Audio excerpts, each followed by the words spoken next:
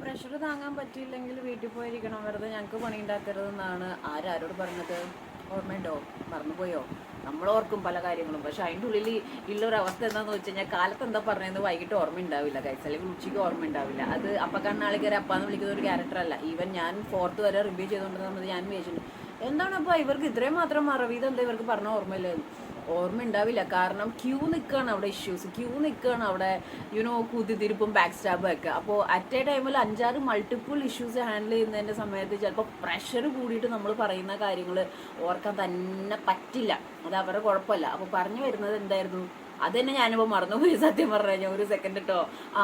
നമ്മുടെ ഒരുപാട് break the rules നടക്കുന്നുണ്ട് അതിൻ്റെ ഉള്ളിൽ. അപ്പോൾ ഇത്തവണ ലാലേട്ടൻ വരുമ്പോൾ എന്തായാലും നിങ്ങളായിട്ട് നിയമമൊന്നും ഉണ്ടാക്കണ്ട, ഞങ്ങൾ ഉണ്ടാക്കുന്ന നിയമം നിങ്ങൾക്ക് നോക്കാൻ പറ്റില്ല എന്നുണ്ടെങ്കിൽ എൻ്റെ കൂടെ ഇങ്ങോട്ട് പോരാം എന്നുള്ളൊരു വർത്താനം പറയും. കാരണം എന്ന് വെച്ച് കഴിഞ്ഞാൽ ഇവരൊക്കെ മണ്ടന്മാരാണെന്ന് ഞാൻ തോന്നിപ്പോയി. കാരണം സിജോയും നമ്മുടെ അർജുനും ഇത്രയും ക്യാമറാസ് ഉണ്ട്, ഇത്രയും ലൈവ് പോയിക്കൊണ്ടിരിക്കുന്ന സംഭവമാണെന്ന് അറിഞ്ഞിട്ട് ഡ്രസ്സിൻ്റെ ഉള്ളിൽ ബ്രെഡും വെച്ച് കൊണ്ടുകൊടുത്ത സിജോനെ എന്താ വിളിക്കേണ്ടത്, എന്താ പറയേണ്ടത്? ഒന്ന് ആലോചിച്ച് നോക്കിയേ.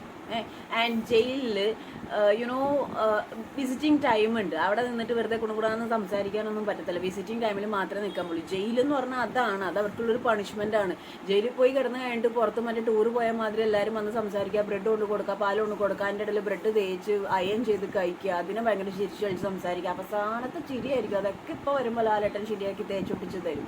അപ്പോൾ ഒരുപാട് റൂൾസ് അവർക്ക് തോന്നിയ മാതിരി കാണിക്കുന്നുണ്ട്. അപ്പോൾ എൻ്റെ അഭിപ്രായത്തിൽ ഫൈറ്റ് ആവാം ഒക്കെ ആവാം, പക്ഷേ നമ്മൾ സമൂഹത്തിൻ്റെ ഒരു റിഫ്ലക്ഷനാണ് ബിഗ് ബോസ് എന്നാണ് കഴിഞ്ഞ തവണ. എന്താണ് ബിഗ് ബോസ് എന്ന് ചോദിച്ചപ്പോൾ നമ്മുടെ ബിഗ് ബോസ് ചേട്ടൻ പറഞ്ഞത്.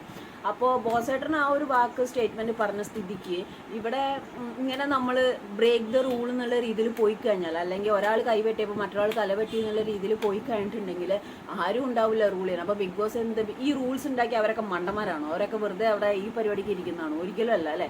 അപ്പോൾ ആ റൂൾ തെറ്റിച്ചതും അതും കുഞ്ഞു പിള്ളേരൊന്നുമല്ല, ഇത്രയും കാര്യങ്ങളുണ്ടെന്ന് അറിഞ്ഞിട്ടും എല്ലാം അറിഞ്ഞിട്ടും അവിടെ വിശന്നിരിക്കുന്നതുകൊണ്ടാണ്, അല്ലെങ്കിൽ അവരൊന്നും കഴിച്ചിട്ടില്ല. ഇതൊന്നും അവിടെ ഒരു ന്യായമേ അല്ല. കാരണം എന്ന് വെച്ചാൽ ബിഗ് ബോസിനെ അറിയാം, അവർ 24 hours നിങ്ങളെ കണ്ടുകൊണ്ടിരിക്കുന്നതാണ്. വിശന്നിരിക്കുകയാണ്, കഴിച്ചിട്ടില്ല എന്നൊക്കെ അറിയാം. അതിന് കാര്യങ്ങൾ തീരുമാനിക്കാനായിട്ട് അവിടെ ബിഗ് ബോസ് ഉണ്ട്. തലയിരിക്കുമ്പോൾ പാലാടണ്ടെന്നുള്ളൊരു സ്റ്റേറ്റ്മെൻറ്റ് ഇപ്പോഴത്തെ ഒരു അവസ്ഥയിൽ കണ്ടസ്റ്റൻസിനോട് പറയാൻ ഞാൻ ആഗ്രഹിക്കുകയാണ്. ഞാൻ പറഞ്ഞു കഴിഞ്ഞാൽ അവർ കേൾക്കില്ലെന്ന് എനിക്കറിയാം, എന്നാലും അറ്റ്ലീസ്റ്റ് എന്നെ കേൾക്കുന്ന കുറച്ച് പ്രേക്ഷകർക്കെങ്കിലും ഞാൻ ഈ പറഞ്ഞൊരു ഉദ്ദേശം മനസ്സിലായിട്ടുണ്ടാവും. അപ്പം അവിടെ പലരും റിവെഞ്ച് കാണിക്കുന്നത് റൂൾസ് ബ്രേക്ക് ചെയ്തുകൊണ്ടാണ്. ഓക്കെ, അപ്പോൾ ആ ഒരു സ്റ്റേറ്റ്മെൻറ്റിനോട് എനിക്ക് തീരെ താല്പര്യമില്ല.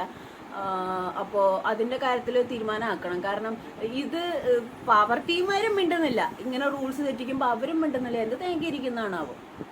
അടുത്തതിൽ കാണാം. ബൈ.